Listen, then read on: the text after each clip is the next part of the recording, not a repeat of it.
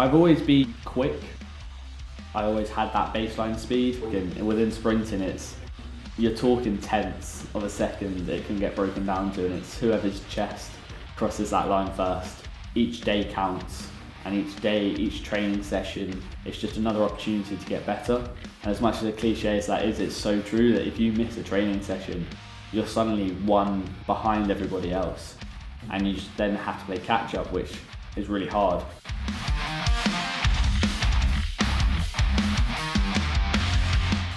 I've been sculpting for about 7 or 8 years. At the start I was just going down the shed and using my dad's 30-year-old welder to stick bits of metal together.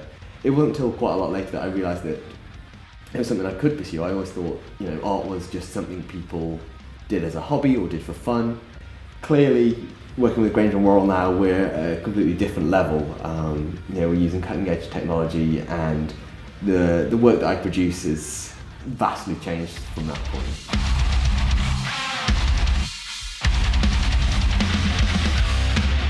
People don't come here and say, can you fix last year's problem, please? That requires manufacturing and companies like ours to innovate.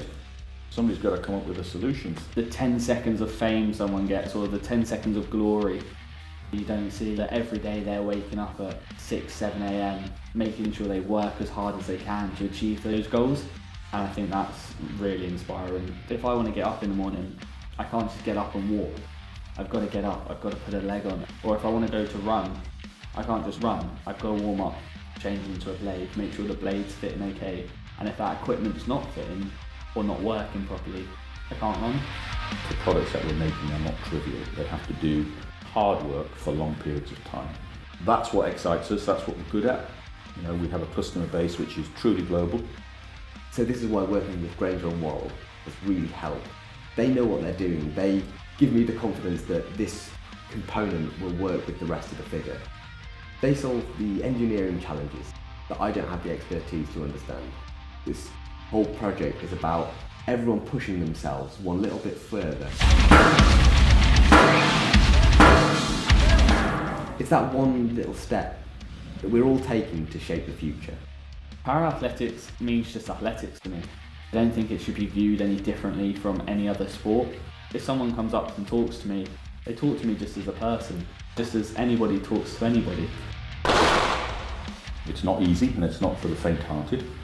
We celebrate things which are challenging to us, but we understand it, and we can look at something like this and think, that's not just a piece of metal. We like being connected with that because we feel the same way about the collaboration with Jacob. We have a big respect for our customers, and we can see how they are challenged. That motivates us to up our game. It all starts here. The input to us is an idea, and the output from us is a demonstration of that idea, and that's Jacob's job, isn't it? So then on race day, I'm as sharp as possible. We make sure that we push our bodies beyond what we think is possible to make sure that we get the best out of ourselves and to be able to achieve our dreams. But all at the same time, it is guided by our team behind us, who we have 100% faith in. We know that is what's there that's got us there. So we then use all of that to drive us to make sure that we execute, and that in a race scenario, we're there to win. Not just you or me, but everyone. It's about pushing humanity forward, one step at a time. All these little steps add up. They elevate us and lead humanity to higher heights. To make the impossible possible, to turn dreams and desires into reality, it takes support of all these people. David Sowell. Jodie Alexander. Emma Wilson.